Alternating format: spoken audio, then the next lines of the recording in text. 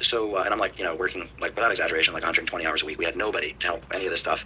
And 20 hours. and I start calling all of the people that had filled up a shopping cart but not bought. And if they put in their phone number, I'd call them up. I'd say, like, hey, this is David with Mood. Can you tell me why you didn't buy? And can I tell you anything about the company? And I wasn't really trying to close the sales. I was just trying to understand who are the customers, what do they care about, what do they want, and where did we fall short.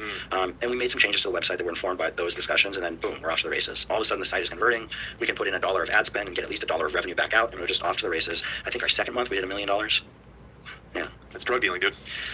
You can bubble quick. It's fast moving water. $1 million in revenue. Okay, in the second month, and this is just all online. This is e-commerce. This is e-commerce. This is all online. Yeah. Tell us about Oklahoma, the state of the illegal marijuana. Why is illegal marijuana in Oklahoma thriving? What were the laws that allowed that, and why was it good for legal hemp production as well? Yeah, so Oklahoma did something really progressive, maybe 6, 7, 8 years ago. Once in their life. For once in their life, they legalized marijuana for recreational use, and they would just give licenses to anyone who had, I think it was like $1,000 at the time to apply for a license, and you could become a grower, you could become a dispensary. And they said, because it was Oklahoma, it was this really downtrodden state. A lot of industry had left the state. They managed to attract a lot of logistics trade. You have Amazon and Hobby Lobby, and it's a central hub. But they also wanted marijuana. They've also done really well on oil and natural gas. Right. But so marijuana, they kind of said it's a free for all. And that kind of came back and bit them in the ass. Two things happened. One, severe price compression. When everybody's selling a materially similar good to a set number of customers, the only thing that they're really competing on is price. So they're just undercutting each other. Right. It also opened the floodgates for the Chinese cartels. Right.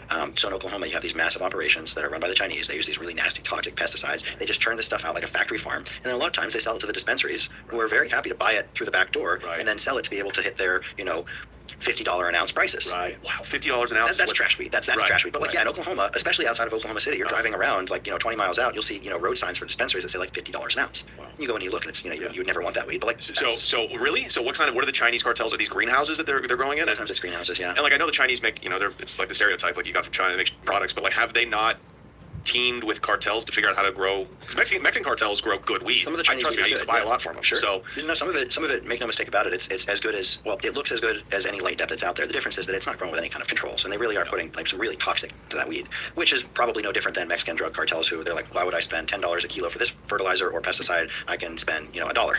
Yeah, which is actually it's interesting tangent about cocaine. The reason cocaine is so toxic is because of the heavy metals. Why are there heavy metals in cocaine? Because when you're going through the extraction process, you need a solvent. Well, you should be using like 99% pharmaceutical grade alcohol. That's very expensive. Just use gasoline, which has a lot of heavy metals that never get boiled out. So you're snorting heavy metals if you do cocaine. So if they could figure out how to get the price of ethanol, pure ethanol down, they could make relatively healthy cocaine. I don't know about healthy, but certainly some people would say it's part of a balanced diet. Yes, yeah. We'll say not as bad as bread. Depends on the bread. Wonder bread, I know. But I'd rather do a line of cocaine than eat like a 90s diet. Remember they tried to push all the wheat on us? They told us you should be eating 11 servings of wheat a day. That is the problem with fiat currency. That's the big agriculture being shoved down our throat. Are you a fan of Maha?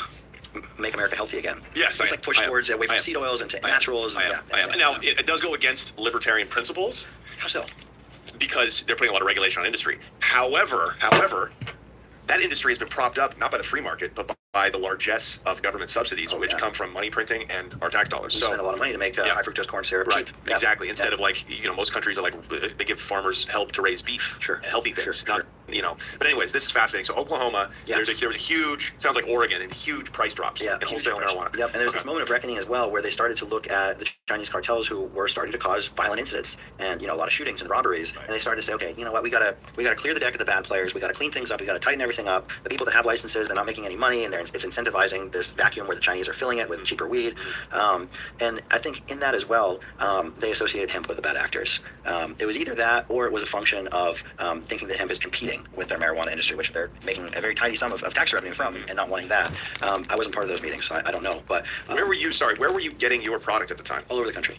Well, any state where hemp is lawful to grow and a grower can grow lawful hemp, they can ship it to us because in the Agriculture Improvement Act of 2018, there is it's called the Dormant Commerce Clause, which means that it facilitates interstate commerce. You cannot seize and detain a package of lawful hemp, even if it's traveling through a state which has carved out their own anti-hemp rules. Okay, so if I was a state trooper and I pulled somebody over and they had 50 pounds of THCA hemp versus marijuana, nobody can tell the difference. Just by sight and smell. By sight and smell, no.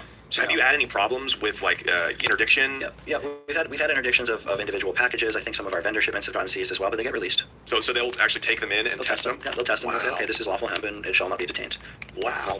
How do you get most of it? And I think you said you buy most of your wholesale product from California, right? Some of it comes from California and Oregon and North Carolina, Tennessee, Kentucky. I mean, it comes from any state with a robust farming industry. Okay. Or hemp farming industry.